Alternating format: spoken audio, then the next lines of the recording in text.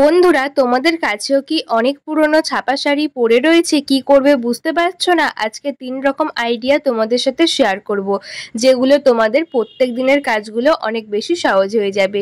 সবার প্রথম এখানে আমি এক টুকরো ছাপা শাড়ি নিয়েছি, যেটা একদমই পুরনো হয়ে গেছে, আর আমি চৌকো করে কেটে নিচ্ছি। ছোট ছোট সরু সরু করে কাট করে নিচ্ছি। প্রায় 1 ইঞ্চি মতো কাট করতে হবে। চারিদিকে আমি কাট করে নিয়ে চলে আসবো।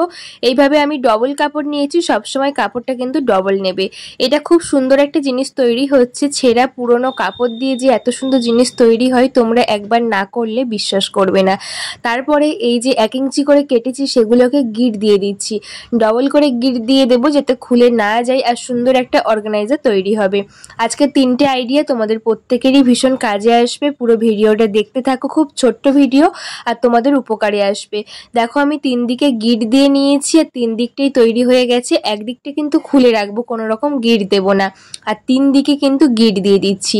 এটা কি তৈরি হলো তোমরা বুঝতেই পারছো। এটা কিন্তু একটা বালিশের কভার তৈরি হলো সুন্দর। বা এটা আমাদের দেখবে অনেক সময় মশারি রাখার অসুবিধে হয়, বিছানার মধ্যে মশারি রাখলে দেখতে ভীষণ খারাপ লাগে, এলোমেলো হয়ে থাকে। এটা কিন্তু মশারির সুন্দর কভার তৈরি হলো, যেটা আমরা সুন্দর করে মশারিটা এর মধ্যে মুড়ে মারে রাখতেও পারবো। আর এটা একটা বালিশের কাজও করবে, আর কেউ দেখে বুঝতেই পারবে না যে এটা এর মধ্যে মশারি আছে।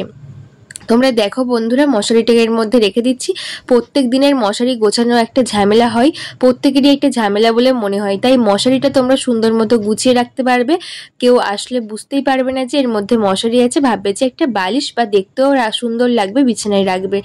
দেখবে পুরনো শাড়ি দিয়েও কিন্তু সুন্দর জিনিস তৈরি হয়ে গেল। চলে আসবে পরবর্তী আইডিয়াতে। এখানে আমি একটা কাপড়ের টুকরো নিয়েছি।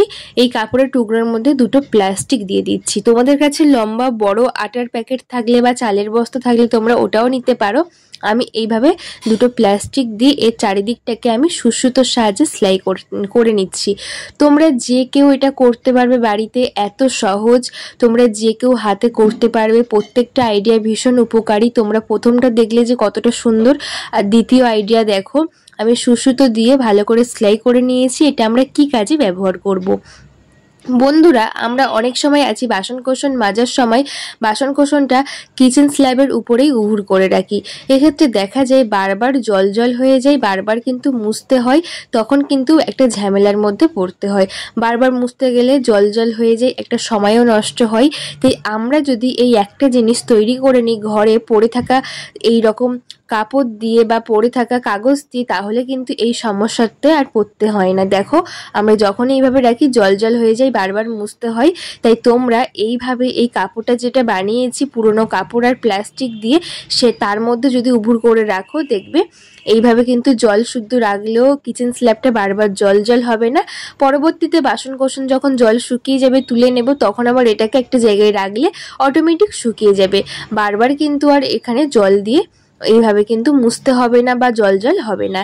আশা করছি এই আইডিয়াও তোমাদের অনেক বেশি কাজে আসবে। কেমন লাগলো কমেন্ট করে বলো, ভালো লাগলে লাইক করে প্লিজ আমার পাশে থেকো। চলো পরবর্তী টিপস দেখে নিই। আমি টুকরো সুতির কাপড়ের টুকরো নিয়েছি, এটাকে আমি কাট করে নিচ্ছি। এটাও কিন্তু অসাধারণ একটি আইডিয়া, আমাদের মহিলাদের প্রত্যেক দিনের কাজকে অনেক বেশি সহজ করে দেবে। এখানে আমি চৌকো করে কেটে নেব, নিয়ে এটাকে মুড়ে সেলাই করব।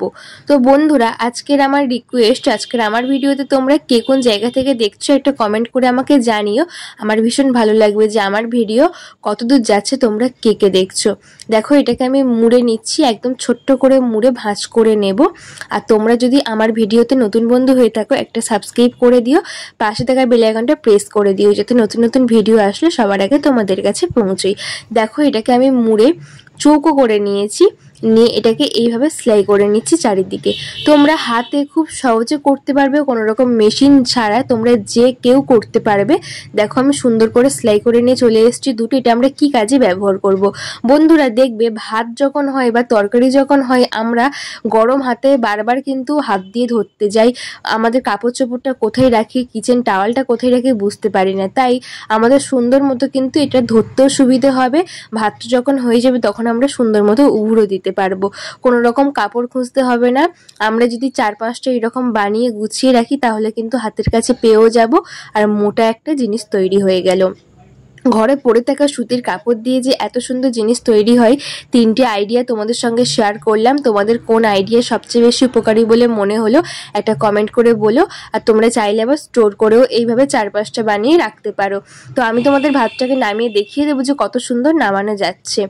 আজকের আমার প্রত্যেকটা আইডিয়ার মধ্যে কোন আইডিয়া সবচেয়ে বেশি ভালো লাগলো কমেন্ট করে বলো। আর যদি একটু ভালো লেগে থাকে লাইক কমেন্ট শেয়ার করে আমার পাশে থেকো, আর বন্ধুদের কাছে প্রচুর পরিমাণে শেয়ার করে দিও যাতে প্রত্যেকটা বন্ধুর ভীষণ উপকারী আসে আজকের প্রত্যেকটা টিপস। দেখো ভাতটাকে আমি উবুর দিয়ে দিয়েছি, কত সুন্দর ভাতটা আমার হয়ে গেল, কোনো রকম হাতে গরমও লাগলো না। টাটা বন্ধুরা।